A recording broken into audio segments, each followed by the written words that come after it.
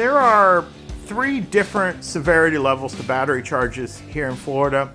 Some of these levels have to do with the severity of the injuries involved, and some have to do with the weapons used.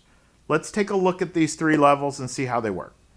The lowest level battery offense is a misdemeanor. It's what we call simple battery. That includes domestic violence battery, by the way. And as a general rule, a misdemeanor battery doesn't require any sort of injury. It's just an unlawful touching. So think of it this way. If someone gets in your face arguing, they push or shove you, that's a misdemeanor. It's the touch that's the battery. There's no injury from the push. And these batteries carry a maximum of 1 year in jail, so they can be serious.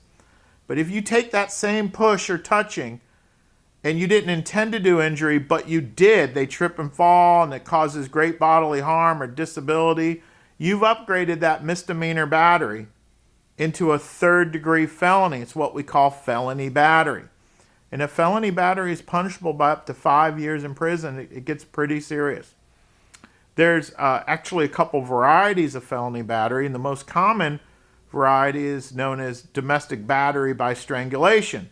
It's where you haven't caused any permanent injury like a felony battery or aggravated battery, but you've cut somebody's air off. That's what strangulation is, and they're going to upgrade you to the felony circuit court for that. That's what we call felony battery. Now, if you actually intended to do great bodily harm, permanent disability, or impose some sort of disfigurement, that charge is what we call aggravated battery, and it's a 2nd-degree felony punishable by up to 15 years in prison. You can get an aggravated battery also without causing great bodily harm if you've used a deadly weapon to batter someone. So the weapon can also create the aggravated charge rather than focusing on the amount of injury inflicted. And these aggravated batteries are so serious, they actually carry a bit of prison time on a first offense.